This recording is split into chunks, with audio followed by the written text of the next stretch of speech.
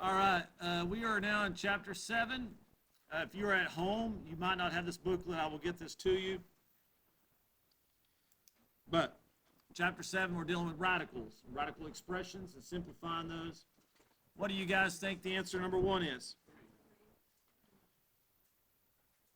Because 3 times 3 is, what about negative 3? Could it be negative 3?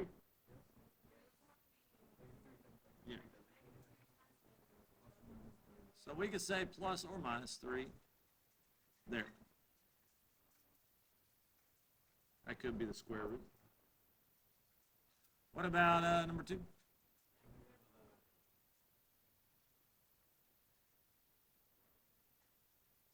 Square root of 121 is 11. Mm-hmm.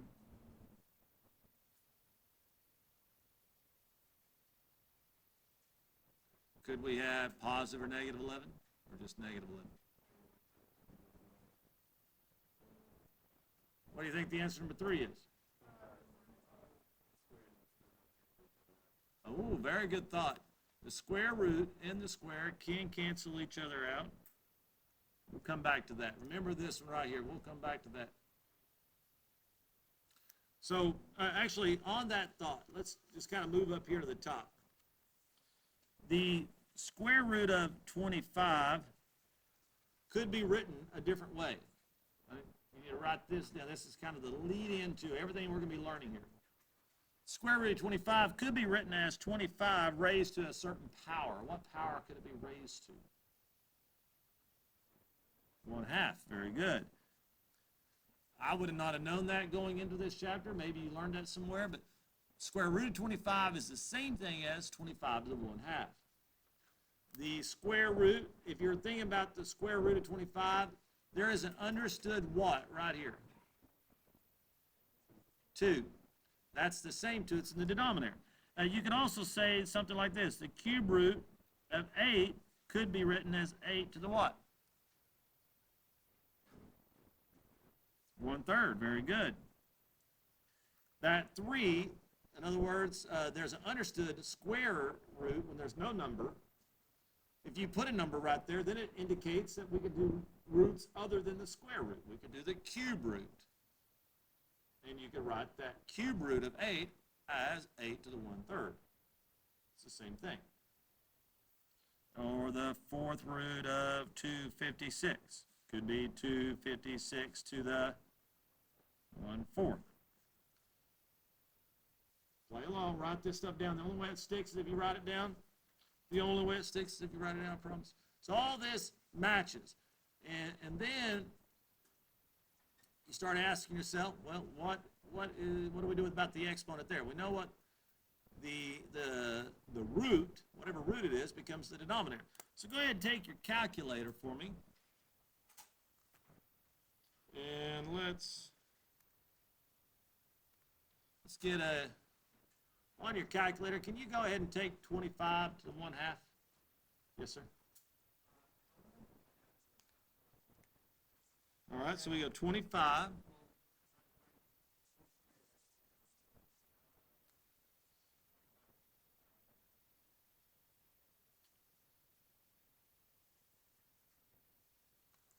So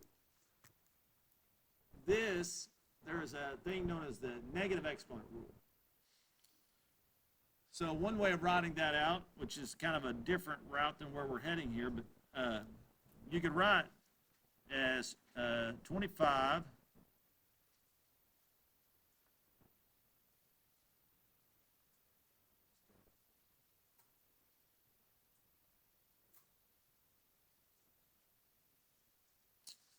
you can't even see that.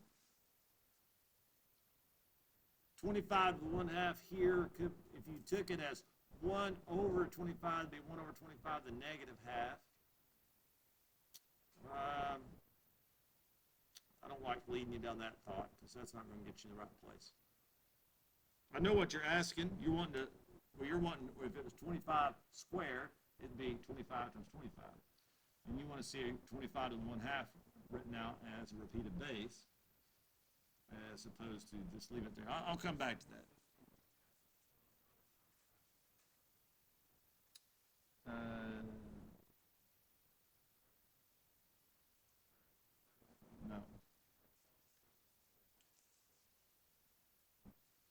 come back to that. But go ahead, let's see if you know how to type it into your calculator this way.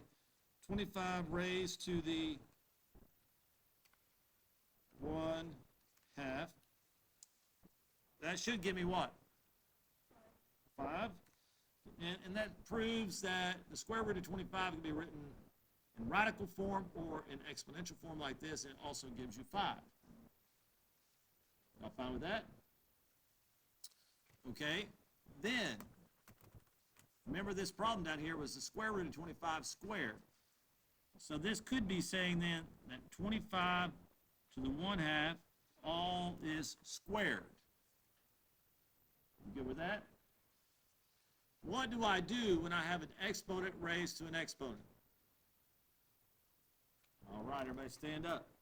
Stand up. We get, come right back to the video. Come over here. You need to know what to do when an exponent is raised to an exponent. I got a new pointer off of Amazon on the Christmas break. Benjamin, if you'll take the pointer for me. Over here on this wall, we have all our properties of exponents.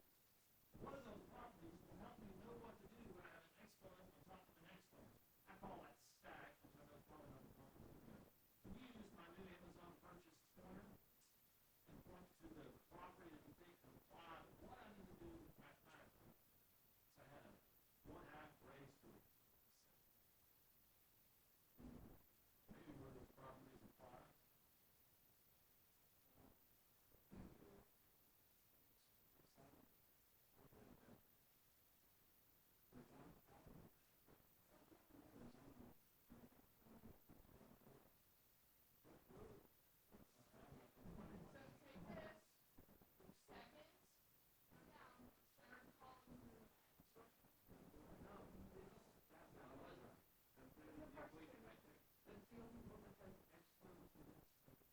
So, add the base of x raised to the m, which has been raised to the n.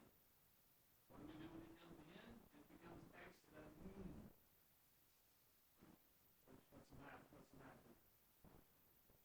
So stack, I don't know, it's not proper terminology, but stack exponents. You can.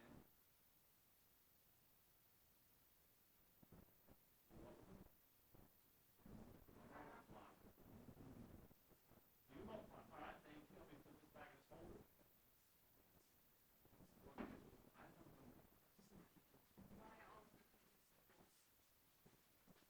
All right, we're back. We learned that stacked exponents you multiply. So let's do 1/2 times 2. That becomes 25 to the 2/2, which is 1, right? So like you said in the beginning, this mathematically shows that 1/2 times 2 is just 1, or 2/2, which is 1. So anything to the first power is itself. So that shows mathematically why if you have a squared here, you're taking the square root and then you're squaring it, it goes right back to that number. You like that explanation? And that could be applied in a lot of places.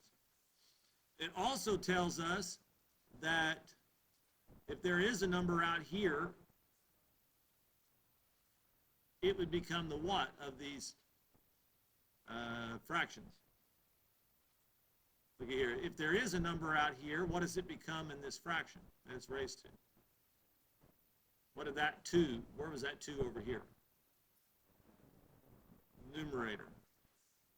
So if this happened to be the cube root of 8 raised to the 4th power, it wouldn't be 8 to the 1/3, it would have been 8 to the what?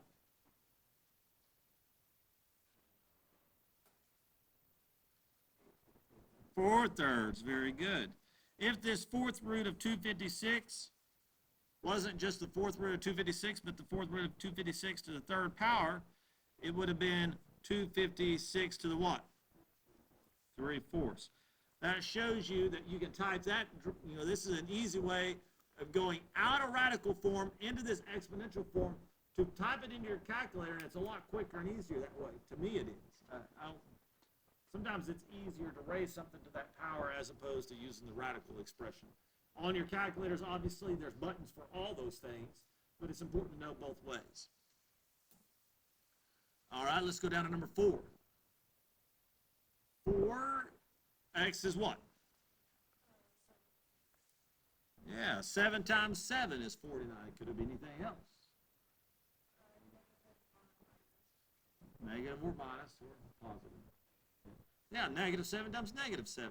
And remember back last chapter, you would do it like this. Take the square root of both sides. And yes, square root of 49 could be 7 or negative, positive or negative 7. What about over here? X is 9, because 9 minus 1 is 8. 8 squared is 64. X is 9. X anything else? Negative 7 minus 1 is negative 8, and negative 8 squared is 64. So hey, let's do this. Take the square root of both sides. What do you see right here? The square root of something. Hey, this is the biggest takeaway. You knew it at the beginning. We talked about it in the middle. Here it is again. The square root of something squared is itself. Yeah. That's why we do that. It can be written like that, 25 with the square on the outside, or it can be written like this, where the square is just right there. It's the same thing. Square root of something squared can be, remove the square, leave that, and then you have this positive and negative 8, and that's how you get, when you add the 1, you get 9, and when you add the 1, you get negative 7 with those two options. Okay? All right, tomorrow we'll get into these nth root discussions, so you understand nth roots. But if you look over here under evaluating nth roots, you notice this is what we were just discussing.